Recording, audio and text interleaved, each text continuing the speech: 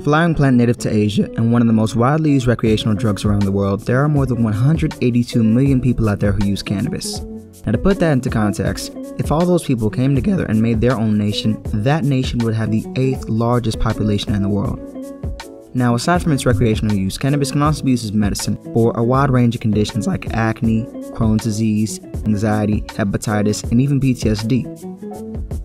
All of the medicinal and recreational effects that cannabis has comes from molecules inside of it called terpenes, and a special type of terpenes called cannabinoids.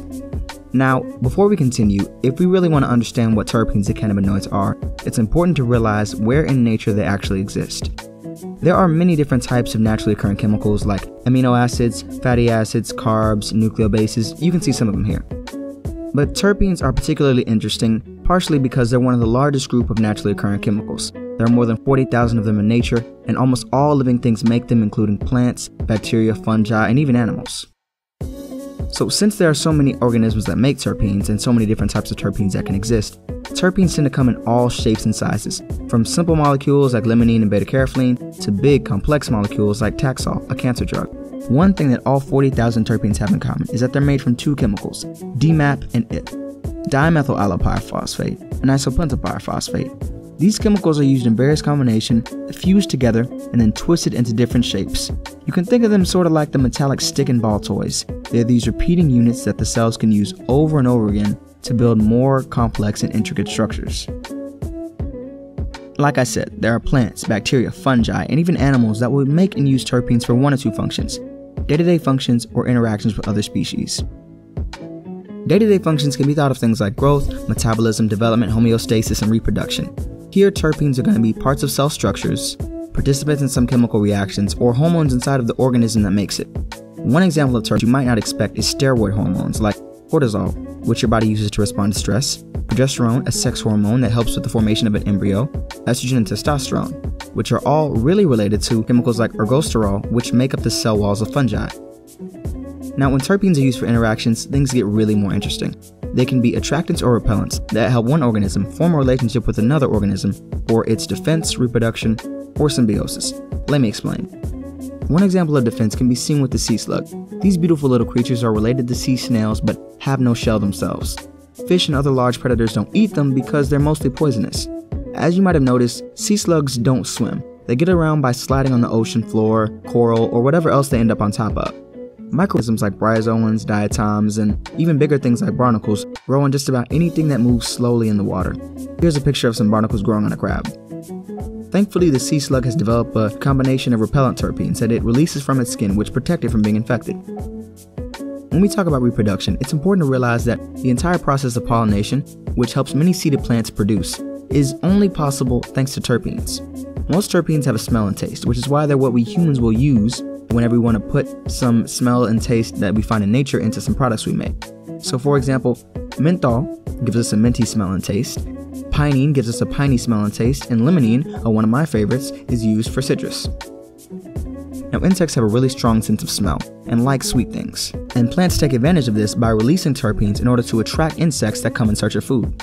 Now, when insects move from flower to flower, following the scent of terpenes, they help the plants to reproduce. Symbiotic relationships are interactions between two life forms that bring them both some type of benefit. The last example I gave of pollination is technically an example of symbiosis. These wiggly creatures on your screen are called pine saw flies. These insects will eat the leaves of pine plants like the Scots pine tree. Now, the Scots pine tree has a pretty cool defense. It'll release a terpene called beta-farnesene, which attracts wasps that come to the plant and eat the pine saw fly larvae that grow on it, basically giving the wasps some food and taking away the Scots pine's predators. Now, the Scots pine would be in big trouble if all wasps went extinct, because without the wasp, there would be nothing to respond to the beta-farnesene that the Scots pine releases, and the pine saw flies would be able to eat it as much as it wants. So this can't be said in all cases, but for the most part, the more symbiotic relationships an organism has, the higher the chances that life form has of surviving. This is specifically why plants like coffee have done so well in their environments. Coffee has caffeine, which isn't a terpene, but blocks the adenosine receptors in the brain, causing alertness, arousal, and even seizures in just about any animal with a nervous system. There's an Ethiopian legend that says a long time ago, a goat herder was out with his flock and noticed them gathering around a specific plant. The man went, investigated, had some of the berries for himself, Fast forward to 2017, and it's estimated that over 2 billion cups of coffee are consumed per day around the world. Now, the coffee plant avoided becoming extinct like the Mason River myrtle or the Cuban guatarada because it had a chemical inside of it that made it stick out in nature. Kind of like how no one wants to mess with poison ivy and poison oak because it has a chemical that makes people itch and break out. Cannabis uses the same strategy of chemicals as tools, but on a larger scale. Cannabis creates cannabinoids, chemicals that stimulate the endocannabinoid system, which is a network of receptors and chemicals that exist in just about all animals except insects. That's right. Dogs, monkeys, zebrafish, hybris, and even sea squirts can all be stimulated by the cannabinoids that exist in cannabis. Now, there are over 100 different cannabinoids that exist, and the different classes tend to have different effects in the endocannabinoid system. One really cool thing about cannabinoids is not only they can stimulate a system that exists in many organisms, but they're also extremely non-toxic. In the 1970s, some experiments were done to test the limits of edible THC and crude cannabis extract in various doses in rhesus monkeys. Now, using primates for an experiment is as close as you can get to testing how these chemicals are going to react in the human body.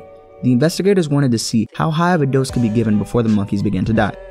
Now, the monkeys were able to stand doses higher than 5,000 milligrams per kilogram of body weight of crude cannabis extract and more than 2,000 milligrams per kilogram of THC. And by the end of the experiment, the researchers had gone up to doses as high as 9,000 milligrams of THC per kilogram of body fat, and none of the monkeys had died.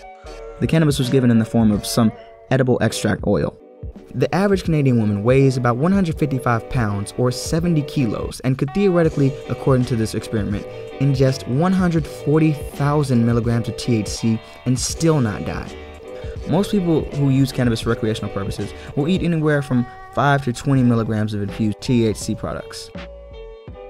Even though terpenes like Taxol can be deadly, the terpenes that exist in cannabis are relatively safe and comparable to cannabinoids. We tend to pay a lot of attention to cannabis because it can be used to treat medical conditions and get people high, but cannabis, cannabinoids, and terpenes represent more than the many ways that people use them. The estrogen inside you is related to the chemical that gives a forest of pine trees their smell, the mint taste that's in the gum in your mouth, the drugs that we use to treat cancer, and the THC that can intoxicate you and a cuttlefish. Cannabis highlights these chemical similarities, the common bond that exists in nature, and is yet another example of the many ways that our natural world is connected. Thank you so much for watching the video. You can check out the description for the different articles that I cited and the footage that I used. Until next time, remember, stay skeptical.